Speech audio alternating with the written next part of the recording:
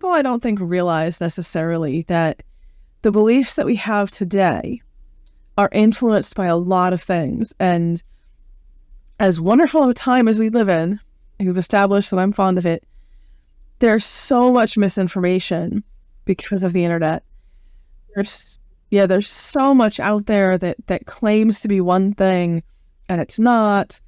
And, I think that it's very valuable to preserve the older material so that when someone says something like, people 100 years ago in Ireland believed that the fairies would steal your shoes. I don't know. Random example.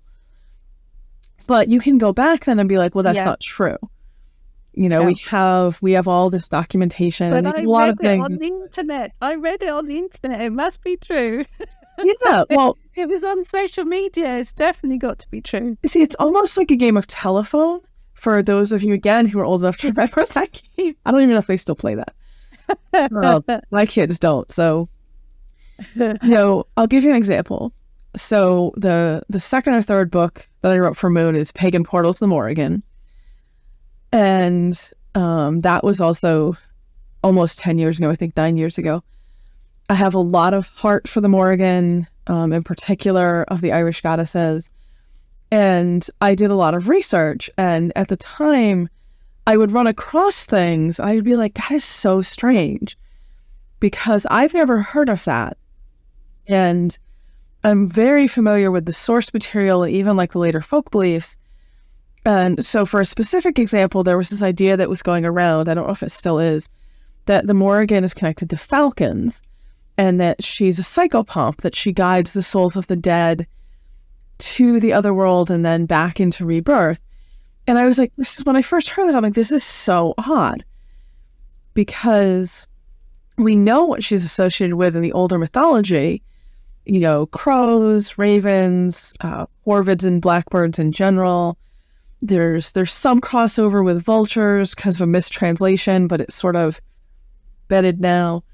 But definitely not falcons. Like, I've never seen a reference to that anywhere.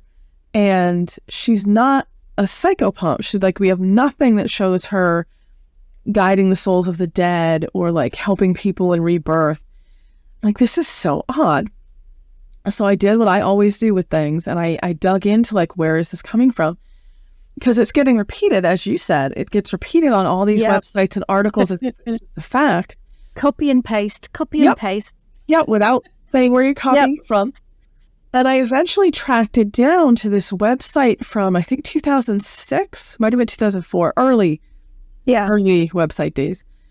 And it was this person who was just sharing their what we would call personal gnosis.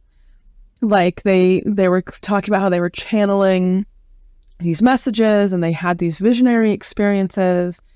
And they described the Morrigan in one section and said exactly that thing that gets copy and pasted and repeated.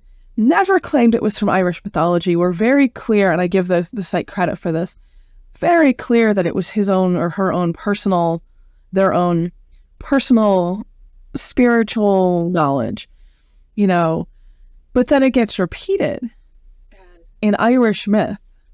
This is what it's like, no. In fact, no. It becomes fact, doesn't it? It just, I've seen it with a lot of stuff. It's scary. It is. And I think what gets really difficult, particularly with the Irish, which I'm just going to keep saying because that is my main focus, but so few people are actually familiar with the original sources. Right, yeah. With the original myths, with, people will buy a modern book that retells stories or, is the author's creativity, which is fine. But then they internalize that as this is what the mythology says.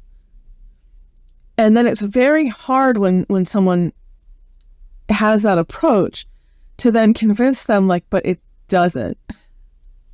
Like, that's just not... It's fine if that's your modern belief, like, believe whatever you want, but just understand it's not the older material.